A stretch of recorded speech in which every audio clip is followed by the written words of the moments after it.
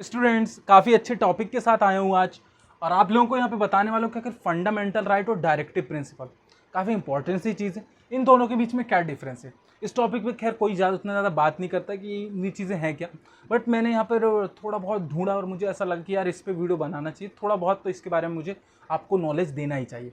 तो सबसे पहले मैं चीज़ बताना चाहूँगा कि फंडामेंटल राइट्स और डायरेक्टिव प्रिंसिपल, इसका मतलब होता है मौलिक अधिकार, और ये क्या है यहाँ पर निर्देश। मतलब कि जो मेनली कह सकते हैं कि कोई भी स्कीम है जो हमारे लिए आती है, तो वो जो है उसकी गाइडलाइंस गवर्नमेंट के थ्रू कैसे बनती हैं। तो सिंपल सी चीज़ें यहाँ पर डायरेक्टिव प्रिंसिपल और फंडामेंटल राइट, इन चीज़ों में। अब देखिए, इसको मैं एक बहुत ही अच्छे एग्जांपल से आपको समझाना चाहूँगा, आप इससे पूरा क्लियर कर जाएंगे और हम यहाँ पे डिफरेंस लिख पाएंगे। तो मेनली देखिए क्या है, इतना तो पता है कि फंडामेंटल राइट में हमारे पास ये राइट है, सिटीजन, कंट्री के हर एक सिटीजन के पास ये राइट है। मतलब जो हमारे 6 फंडामेंटल राइट्स हैं उसमें एक फ्रीडम का राइट है।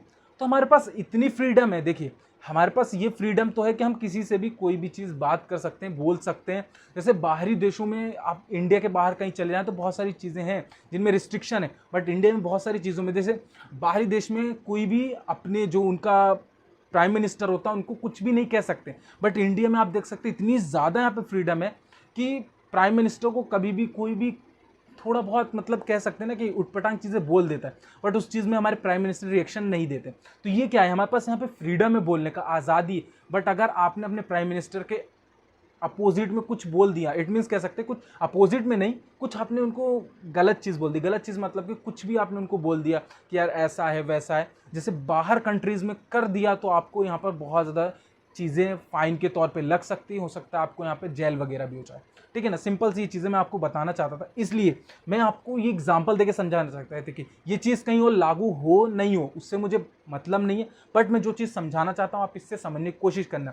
अब देखिए, मैं आपको बताता हूँ कि यहाँ पर फंडामेंटल राइट में हमारे पास इतनी फ्रीडम है कि हम किसी को भी कुछ बोल सकते हैं, बट ध्यान रखना कि हम किसी को कुछ भी बोल रहे हैं, जैसे हम अपने प्राइम मिनिस्टर को भी कुछ बोल रहे हैं, तो हम एक अच्छी लैंग्वेज का यूज़ करेंगे। हम किसी को भी वल्गैरिटी यूज़ नहीं कर सकते कि हम गाली गलौज करें। सिंपल सी चीज़ मैं यही बताना चाहता हूँ, उसकी भी कुछ गाइडलाइंस होती है। तो वो जो गाइडलाइंस है गवर्नमेंट के थ्रू आती हैं, वो कौन से रूल के अंदर आती है, मतलब किसके अंदर है, directive principle.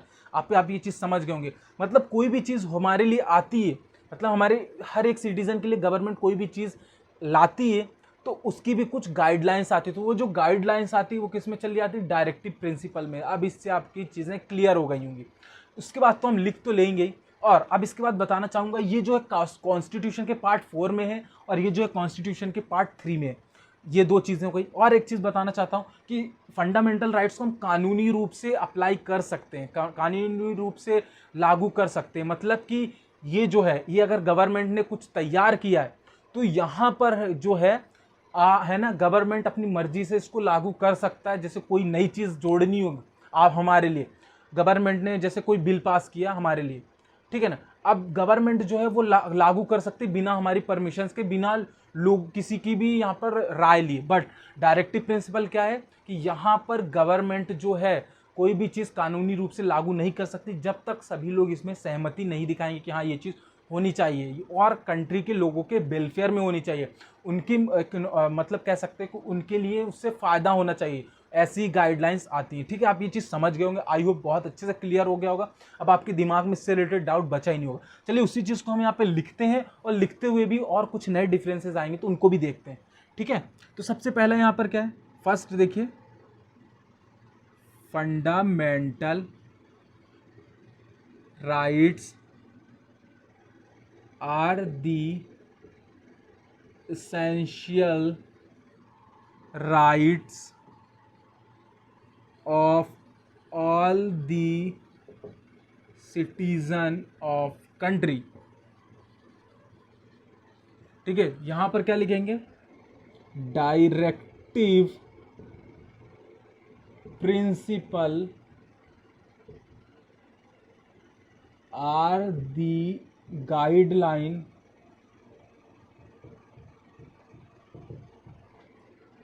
which are referred while formulating policies and law of the country. ठीक है, उसके बाद यहाँ पे दूसरा डिफरेंस क्या है, it is defined in part 3 of constitution. ठीक है, और ये क्या है यहाँ पर second difference, it is defined in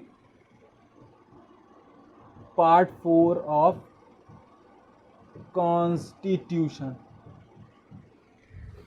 यहां पर क्या होगा, दे आर लीगली इनफोर्सेबल।